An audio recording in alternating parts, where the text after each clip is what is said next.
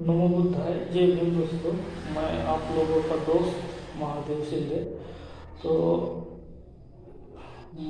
मोदी सरकार जो योजना लाई थी, जो बड़ी देश के सुरक्षा से जुड़ा एक बड़ा मुद्दा है, जो कि अग्निपथ नाम से योजना लाई थी, जिसमें युवाओं को 4 साल के लिए सेना में भर्ती किया जाएगा। इस तरीके की योजना थी, लेकिन हम देख रहे हैं कि जिस तरीके से इस मुद्दे को डाइवर्ट किया गया है, तो बीजेपी का इसमें कोई हाथ नहीं पकड़ सकता। मतलब जैसे किसी अहम मुद्दे को किसी और मुद्दे पर डाइवर्ट करना, तो आपका ध्यान किसी और मुद्दे पर उन्होंने इस तरीके से डाइवर्ट किया। महाराष्ट्र में पॉलिटिकल क्राइसिस या राजनीतिक जो गतिविधियां हो रही है, उसमें उन्होंने एक हलचल पैदा कर दिया है।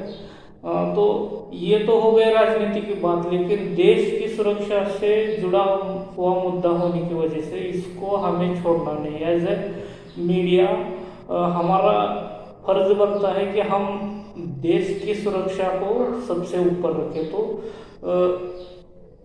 इस योजना के आने के बाद बहुत बड़ा बवाल हो गया, कई जगहों पर हिंसा हो गई। तो इससे पहले वाले वीडियो में भी मैंने बताया था कि हिंसा को किसी भी तरीके से जायज़ नहीं ठहराया जा सकता। आपको संवैधानिक हक है, किसी भी अगर आप सरकार के किसी योजना से सहमत नहीं है या उनके किसी विचार से सहमत नहीं है, तो आपका फर्ज बनता है कि आप उसका विरोध करें, लेकिन वो एक लोकतांत्रिक तरीका होना चाहिए। लेकिन हम देख रहे हैं कि इस तरीके से युवा इतने ज़्यादा फ्रस्ट्रेट क्यों हो गए और आगजनी पत्थरबाजी इस तरीके से उनमें बदलाव क्यों हो गया, या उन्हें ये रास्ता क्यों अपनाना पड़ा, इसको भी हमें सोचना बहुत जरूरी है। क्योंकि एक तो कोरोना की वजह से पहले 2 साल से सेना की भर्ती पर रोक लगी हुई थी।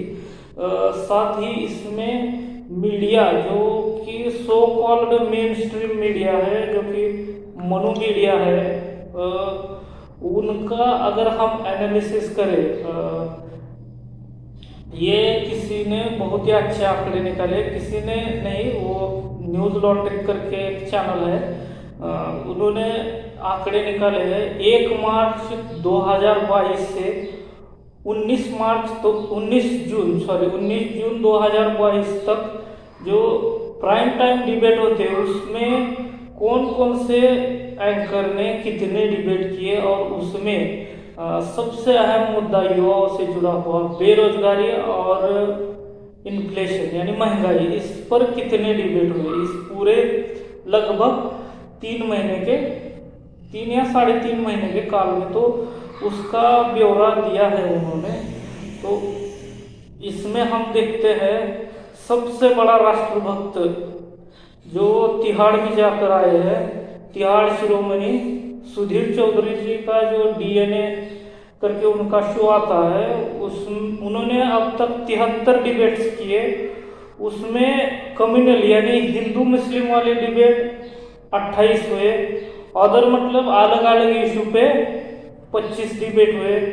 यूक्रेन और रशिया वार पे उन्होंने 10 डिबेट्स कर डाले, पाकिस्तान पे 3, इन्फ्लेशन पे 1 और अनएम्प्लॉयमेंट पे मतलब बेरोजगारी पे 0 डिबेट यानी कि 0 डिबेट या इन्होंने किया। तो इस तरीके से जो बेरोजगारी का मुद्दा है, इसको बिल्कुल भी तवज्जो चैनलों ने नहीं दी।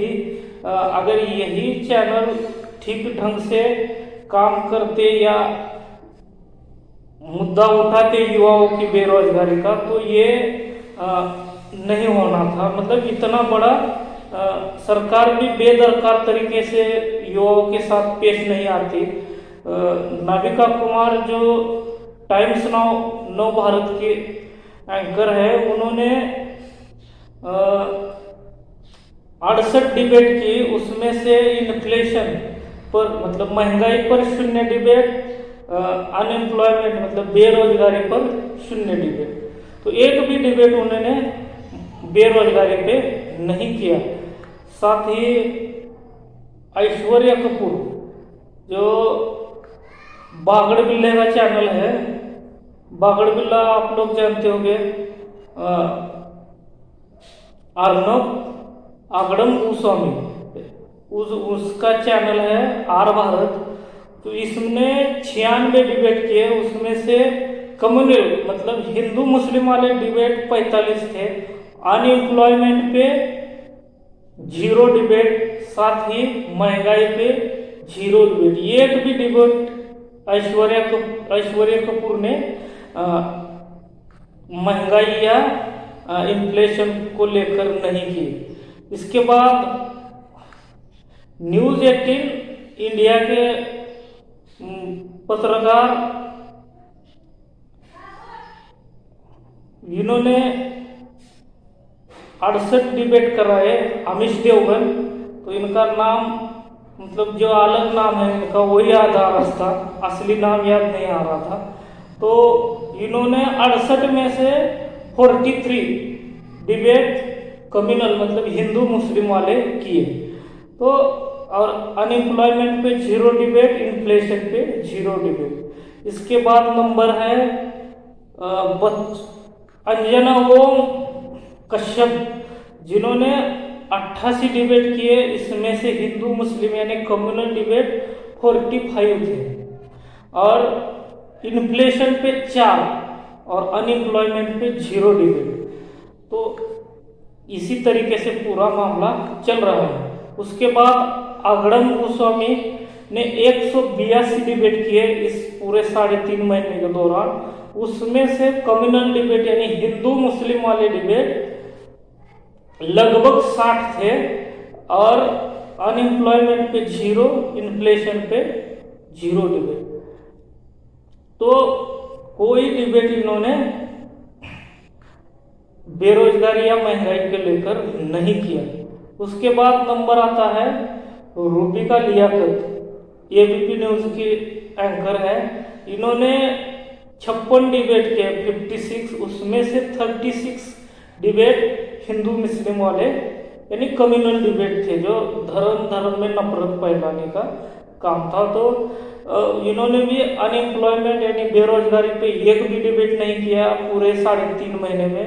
उसके बाद इन्फ्लेशन यानी महंगाई पे एक भी डिबेट नहीं किया। तो इस तरीके से जो काम मीडिया अगर सरकार से इस बात को लेकर सवाल करता कि महंगाई इतनी बढ़ रही है, लोगों को रोजगार के साधन नहीं है, तो सरकार का काम था, यानी मीडिया लोकतंत्र का चौथा स्तंभ है, उसके हिसाब से वो काम नहीं कर रहा है।